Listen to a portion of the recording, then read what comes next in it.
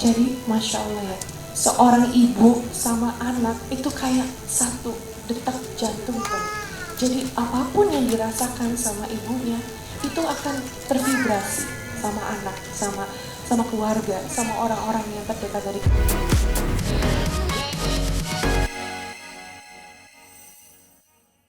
Aku terima segala macam emosi yang aku dapeti dalam hidup aku, dengan segala macam ujian aku terima, dengan segala macam ujian aku terima.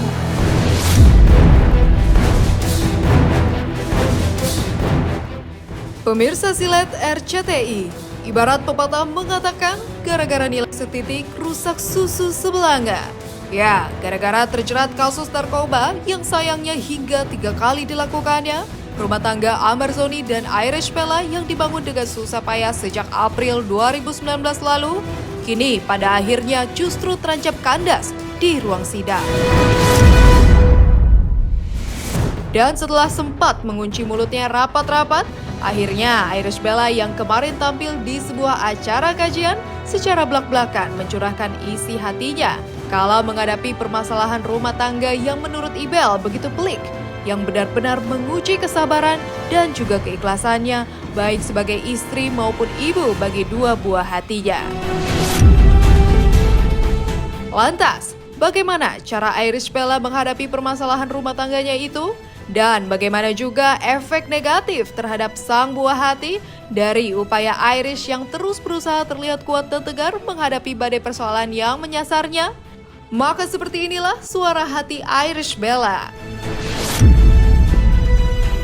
Yang pastinya sih, emang hidup tuh Masya Allah penuh dengan ujian ya gitu. Dan kalau boleh curhat sedikit di sini, memang mungkin yang menjadi problematika aku ya Ustazah waktu itu saat tertimpa ujian tuh aku lebih kayak oh aku harus kuat gitu, aku harus kuat, aku sebagai perempuan gitu, apalagi aku punya anak 2, aku harus bangkit, aku nggak boleh terpuruk gitu ya, dan aku harus nggak boleh nangis gitu, nggak boleh cengeng gitu, harus kuat. Ya ampun, dengan itu tuh salah banget ya, itu aku malah jadi susah untuk bangkit karena ya aku tidak membiarkan diri aku untuk menerima gitu loh. Dan ternyata aku baru belajar sekarang gitu ya, setelah apa yang aku lewatin, it's okay to not be okay, it's okay to not be okay gitu. It's okay kalau kamu mau sedih, kalau kamu mau nangis gitu. Wanita kuat tuh bukan berarti kita nggak boleh nangis loh.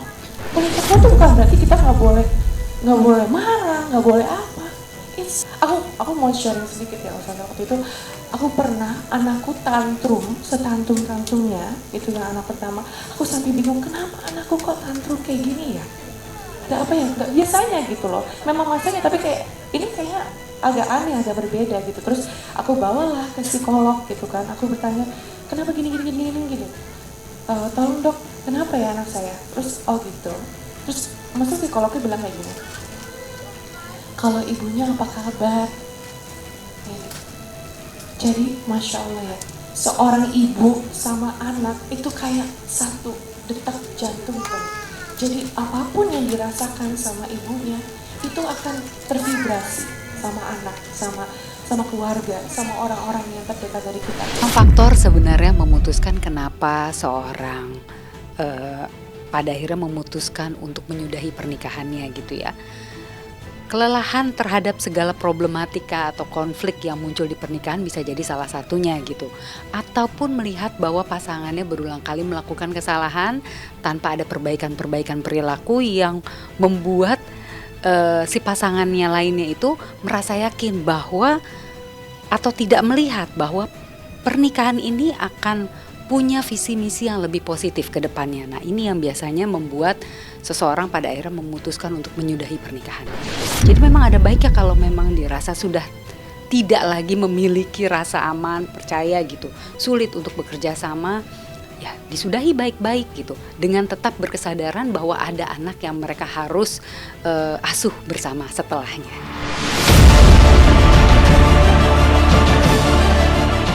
Terlihat tegar meskipun sesekali terdengar suara Ibel yang bergetar, terlebih saat ia menceritakan soal efek negatif yang secara tidak langsung menyasar anak sulungnya Pada akhirnya, Ibel belajar banyak tentang keikhlasan dan juga cara terbaik untuk menghadapi permasalahan pelik yang menyasar rumah tangganya.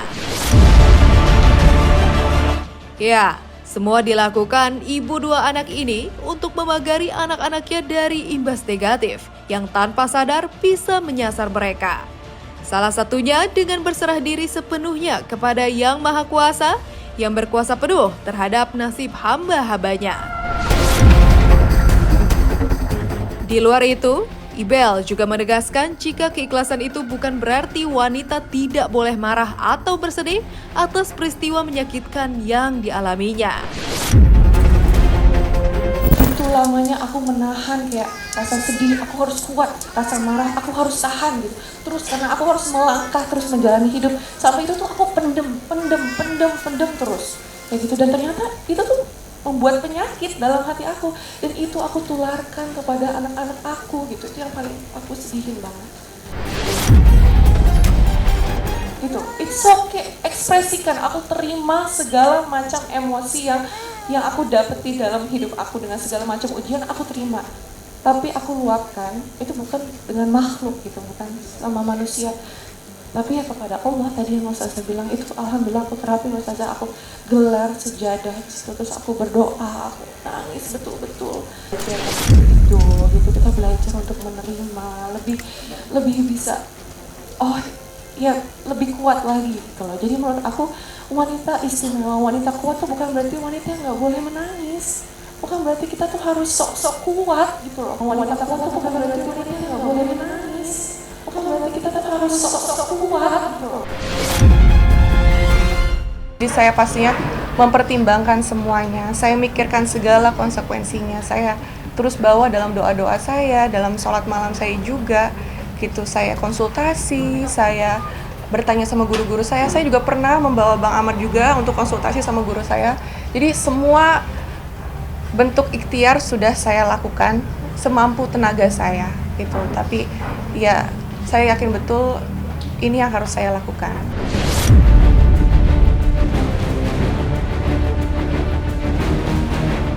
Ya, Irish Bella memang berusaha kuat dan tegar menghadapi ujian hidup yang kini tengah dialaminya. Namun, di balik persoalan rumah tangga dan juga kehidupan yang kini dialaminya, Ibel belajar banyak soal menjaga lisan serta mengkaji diri. Utamanya terkait hubungannya selama ini dengan Sang Yang Maha Kuasa yang dirasa masih banyak kekurangan. Luar biasa ya. Mungkin teman-teman public figure juga bisa ngerasain ya, gitu ya. Nggak mudah sih ya menjadi public figure dengan sorotan banyak orang, apalagi juga ya dengan berita-berita yang ada terhadap aku gitu ya. Aku tuh sadar betul Kak, lisan aku tuh tajam banget gitu. Aku takut ya, kita kan perempuan tuh kadang senjatanya tuh di lisan kita ya. Saya pikir jangan sampai lisan kita tuh menyakiti orang lain gitu. Itu yang paling aku jaga betul gitu. Dan aku juga merasa kayak Allah tuh baik banget sama aku. Allah udah tutup aib aku sebaik mungkin, dan aku gak mau sampai membongkar aib orang sehingga Allah membongkar aib kita gitu kan. Itu yang pengen aku jaga betul. Jadi itulah yang membuat aku kuat tuh untuk menjaga lisan ya. Kita sebagai perempuan kan kadang ujian terbesar kita di situ ya, di lisan gitu. Jadi makanya Allah memberikan aku ini semua yang untuk memperbaiki ibadah aku, memperbaiki hubungan aku dengan Allah gitu. Dan ya aku tahu betul itu, dan jadinya kita bisa lebih bersyukur ya. Saya ingin meminta maaf kepada seluruh penggemar saya, dan untuk mungkin beberapa pihak juga yang merasa dirugikan atas keputusan yang saya ambil ini. Tapi mohon dipahami bahwa keputusan ini adalah keputusan yang sudah saya pikirkan secara serius. Ya, Iris buat saya sosok wanita yang tegar, yang tidak mau membuka aib suami. Lebih tenang ya, lebih tenang, lebih bisa tertawa lepas. Maksudnya ya mungkin sudah memasrahkan semuanya. Dia lebih dekat ke Allah dan menemukan jawabannya. Karena saya bilang istighfarah terus, istighfarah, dekati Allah supaya Allah berikan solusi yang terbaik. Yang yang paling penting supaya Allah kasih ketenangan batin dulu nih gitu. Bertubi-tubi Tuhan mengujiku, namun aku percaya. Menepi dari curahan hati Irish Bella atas permasalahan rumah tangganya yang berada di ujung tanduk, belakangan ini warganet dibuat heboh oleh penampilan baru dari Nindi Ayunda. Ya, pasca pulang menjalani ibadah umroh, Nindi justru terlihat tampil dalam balutan busana muslimah. Tak hanya menutup auratnya menggunakan hijab, ia juga lebih sering mengenakan busana berlengan panjang. Ditemui di sela-sela aktivitasnya, Nindi mengaku bahwa dirinya memang tengah mencoba belajar untuk menutup auratnya. Namun, perihal hijrah, ia belum ingin memastikan secara gamblang. Namun, ia justru meminta doa agar bisa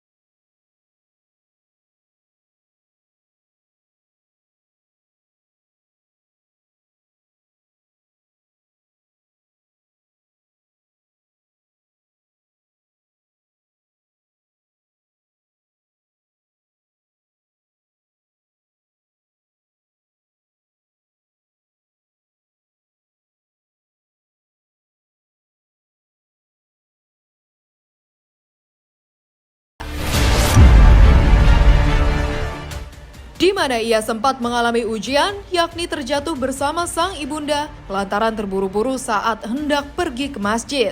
Dan hal itu membuat pergelangan kakinya terluka dan masih sakit hingga pulang ke tanah air. Ya gara-gara kayak gini doang nih, misalnya step tangga kecil doang, bukan tangga juga ya, kayak jatuh karena mungkin kan aku gandengan buru-buru mau ke masjid terus gandengan sama mamaku, aku jatuh, mamaku juga ikutan jatuh jadinya. Kakinya sampai sekarang engkelnya sampai sekarang masih sakit, makanya nggak bisa main tenis. Ya perjalanan ibadah aja sih masing-masing orang ya, jadi ya gitu aja ya, banyak mendekatkan diri ke penciptanya, lebih mengenal, lebih jatuh cinta yang kayak gitu. Selama perjalanan di Tanah Suci, seolah menjadi perjalanan spiritual bagi seorang Nindi Ayunda. Ya, beberapa tahun belakangan ini, dirinya diterpa bertubi-tubi cobaan. Seperti halnya berkonflik dengan mantan suaminya, bahkan sempat mengalami dugaan tindak kekerasan dalam rumah tangga. Lantas, benarkah segala permasalahan yang menimpa hidup Nindi membuat ia kini lebih menutup hati termasuk urusan pasangan? Jadi saya nggak bisa tahu apa sih yang motifnya dia tuh bisa untuk melakukan kekerasan dalam rumah tangga. Wah itu belebam-lebam, dijambak sih sampai habis rambutku juga, macem-macem lah Bun. Jadi dipukul, di kaca, didorong, dibanting kepalanya berulang kali, sampai pecah itu kaca rumah aku, ada di lemari kita sendiri, masih ada buktinya semuanya. Diseret pernah. Wow. Kalau soal pasangan, aku tuh nggak bisa kasih statement apa-apa. Tadi maksudnya semua itu pelajaran, yang lalu-lalu pelajaran, jadi bekal pelajaran. Terus sekarang ini fokus aja sama diri sendiri, sama anak-anak. Kalau nanti dipertemukan jodoh, ya berarti ya dijalanin aja gitu. Nggak menutup diri juga dari orang. Nggak ada. Yang penting mantap semuanya, mantap imannya, mantap hatinya, mantap apanya, nggak tahu.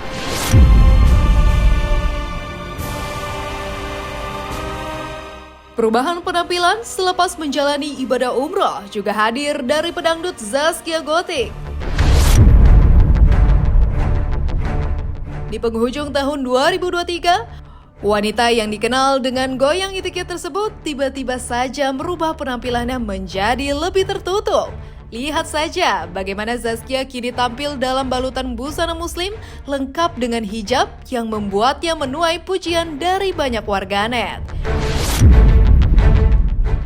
Dan kepada tim silat RCTI, Zaskia mengaku bahwa perjalanan umrohnya bersama keluarga beberapa waktu lalu seolah membuka pintu hati dan memberikannya hidayah.